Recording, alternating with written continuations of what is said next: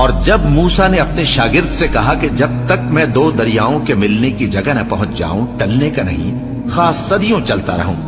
پھر جب وہ دونوں ان دریاؤں کے سنگم پر پہنچے تو اپنی مچھلی بھول گئے۔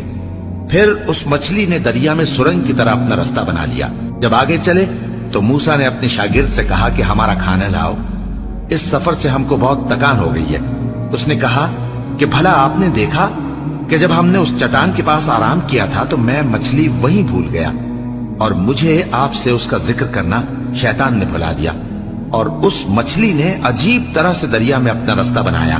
موسیٰ نے کہا یہی تو وہ مقام ہے جسے ہم تلاش کرتے تھے۔ تو وہ اپنے پاؤں کے نشان دیکھتے دیکھتے لوٹ گئے۔ وہاں انہوں نے ہمارے بندوں میں سے ایک بندہ دیکھا جس کو ہم نے اپنے ہاتھ سے رحمت خاص سے نوازا تھا اور اپنے پاس سے ایک خاص علم بخشا تھا۔ موسیٰ نے ان سے جن کا نام خضر تھا کہا کہ جو علم اللہ کی طرف سے آپ کو سکھایا گیا ہے، اگر آپ اس میں سے مجھے کچھ بھلائی کی باتیں سکھائیں تو میں آپ کے ساتھ رہوں۔ خضر نے کہا کہ تم میرے ساتھ رہ کر صبر نہیں کر سکو گے، اور جس بات کی تمہیں خبر ہی نہیں اس پر صبر کر بھی کیسے سکتے ہو؟ موسیٰ نے کہا اللہ نے چاہا تو آپ مجھے صابر پائیے گا، اور میں آپ کے ارشاد کے خلاف نہیں کروں گا۔ خضر نے کہا اگر تم میرے ساتھ رہنا چاہو تو شرط یہ ہے مجھ سے کوئی بات نہ پوچھنا جب تک میں خود اس کا ذکر تم سے نہ کروں۔ تو دونوں چل پڑے، یہاں تک کہ جب کشتی میں سوار ہوئے تو خضر نے کشتی کو پھاڑ ڈالا۔ موسیٰ نے کہا کیا آپ نے اس کو اس لیے پھاڑا ہے کہ سواروں کو غرق کر دیں؟ یہ تو آپ نے بڑی عجیب بات کی۔ خضر نے کہا کیا میں نے نہیں کہا تھا کہ تم میرے ساتھ صبر نہ کر سکو گے؟ موسیٰ نے کہا کہ جو بھول مجھ سے ہوئی اس پر مواخذہ نہ کیجیے اور میرے معاملے میں مجھ پر مشکل نہ ڈالیے۔ پھر دونوں چلے، یہاں تک کہ رستے میں ایک لڑکا ملا تو خضر نے اسے مار ڈالا۔ موسیٰ نے کہا کہ آپ نے ایک بے گناہ شخص کو ناحق بغیر قصاص کے مار ڈالا، یہ تو آپ نے بری بات کی۔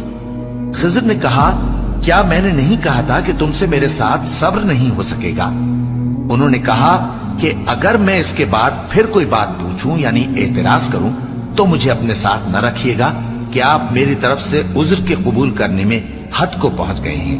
پھر دونوں چلے، یہاں تک کہ گاؤں والوں کے پاس پہنچے اور ان سے کھانا طلب کیا۔ انہوں نے ان کی ضیافت کرنے سے انکار کیا۔ پھر انہوں نے وہاں ایک دیوار دیکھی جو گرا چاہتی تھی تو خضر نے اس کو سیدھا کر دیا۔ موسیٰ نے کہا کہ اگر آپ چاہتے تو ان سے اس کا معاوضہ لے لیتے تاکہ کھانے کا کام چلتا۔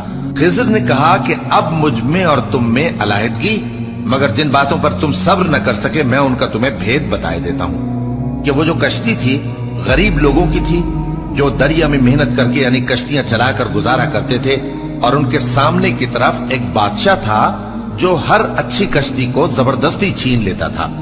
تو میں نے چاہا کہ اسے عیبدار کر دوں تاکہ وہ اسے غصب نہ کر سکے، اور وہ جو لڑکا تھا اس کے ماں باپ دونوں مومن تھے۔